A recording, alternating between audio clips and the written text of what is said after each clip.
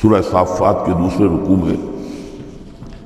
اہل جنت کے ایک مکالمے کا تذکرہ تھا، جس سے یہ اندازہ ہوگا کہ کس قدر سادہ مزاج متواضع وہ لوگ ہوں گے کہ جو اللہ تعالیٰ کے فضل و کرم سے جنت میں داخل ہوں گے۔ قال قائل منہم، ان میں سے ایک کہے گا کہنے والا، انی کان لی قرین، یہ اہل جنت ہیں، آپس میں گفتگو کر رہے ہیں، میرا ایک ساتھی تھا، دوست تھا، یقول وانک لمن المصدقین، مصدقین، وہ مجھ سے کہا کرتا تھا کہ تمہیں کیا ہو گیا ہے، تم رسول کی تصدیق کر رہے ہو، کتنی بے تکی بات ہے، اور تم تصدیق کر رہے ہو محمد کی صلی اللہ علیہ وسلم۔ اذا متنا وکنا ترابا وعظاما انا لمدینون، کیا جب ہم مر جائیں گے اور ہم ہو جائیں گے مٹی اور ہڈیاں بھی گڑی سلی ہوں گی اور سڑی گلی ہوں گی، اور یہ کہ مٹی باقی جسم تو مٹی بن چکا ہوگا، تو کیا پھر ہمیں کوئی جزا ملے گی، بدلہ ملے گا؟ قال هل انتم مطلعون، تو کہے گا وہ کوئی کہنے والا کہ کیا تم لوگ دیکھنا چاہتے ہو، جھانک کر دیکھو گے،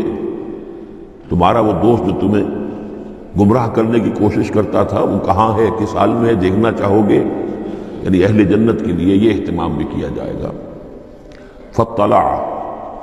تو وہ جھانک کر دیکھے گا، فرآہ فی سواء الجحیم، تو دیکھے گا اس کو جہنم کے، دوزخ کے گویا کہ بیچوں بیچ اس کی تہ میں۔ قال، وہ کہے گا، تاللہ ان کدت لتردین، خدا کی قسم تم تو قریب تھے کہ مجھے بھی برباد کرتے، مجھے بھی گراتے ہیں، یعنی یہ تو اللہ کا بڑا فضل ہوا کہ میں نے تمہاری باتوں پر زیادہ دھیان نہیں دیا، اور جو بات میرے دل کو لگ گئی تھی،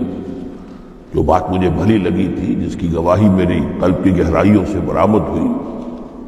میرے دل نے جس کو حق جانا میں نے اسے قبول کیا، ورنہ یہ کہ تم تو تلے ہوئے تھے کہ جس طرح تم تباہ ہوئے ہو اسی طرح مجھے بھی اس جہنم کے گڑھے میں اپنے ساتھ لے کر گرتے۔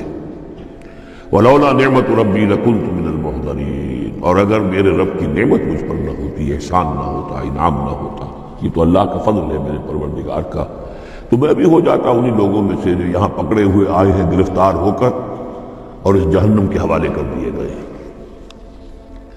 افما نحن بمیتین، اب یہ آپس میں گفتگو کر رہے ہیں جنت والے، تو کیا اب ہمیں مرنا تو نہیں ہے، کیا اب ہمیں نہیں مرنا ہے، یعنی اب جنت میں آ کر تو ہم یہاں مستقل رہیں گے نا۔ وہ میں کہہ رہا تھا آپ سے کہ کس قدر سادہ مزاج کے لوگ ہوں گے، اور ان کے اندر کوئی تعلی نہیں ہوگی کہ ہم نے تو بڑی محنت سے جنت کمائی ہے، اب تو یہاں ٹھسے سے ہم رہیں گے اور ہمیشہ ہمیش رہیں گے۔ ان کے دلوں کی کیفیت اب بھی یہ ہے، افما نحن بمیتین الا موتتنا الاولی وما نحن بمعذبین، تو کیا اب ہمیں کوئی موت نہیں آئے گی سوائے اس موت کے کہ جو آ چکی ہے، وما نحن بمعذبین، اور اب تو ہم مطمئن ہو جائیں کہ کسی عذاب وغیرہ کا کھٹکا نہیں ہے، کہیں اور کوئی پکڑ، کوئی اور حساب کتاب، کوئی اور چھلنی تو ابھی نہیں لگنی ہے، وما نحن بمعذبین، اور ہمیں تو کوئی عذاب نہیں دیا جائے گا۔ ان ھذا لہو الفوز العظیم، یقیناً یہ تو پھر بہت بڑی کامیابی ہے۔ لمثل ھذا فلیعمل العاملون، بس عمل کرنے والوں کو ایسی چیز کے لیے عمل کرنا چاہیے، اس انجام تک پہنچنے کی کوشش کرنی چاہیے۔ یہ ہے وہ انجام کہ جو اہل جنت کا ہوگا، اور اس انجام کو اپنے سامنے رکھ کر ہر محنت کرنے والا، عامل تو سب ہیں، بھاگ دوڑ تو سب کر رہے ہیں، دنیا پیش نظر ہے، دنیا بھی بغیر بھاگ دوڑ کے تو نہیں ملتی، محنت ہوتی ہے، دن رات کی ہوتی ہے، خون پسینہ ایک کر کے دنیا ملتی ہے، لیکن یہ ہے کہ اصل میں یہ خون پسینہ جو ہے انسان کا وہ اتنا قیمتی ہے کہ اس کے عوض تو یہ جنت حاصل کرنی چاہیے، نہ یہ کہ محض دنیا کی چند روزہ زندگی کے عیش و آرام اور صرف اس کی زیبائش و آرائش۔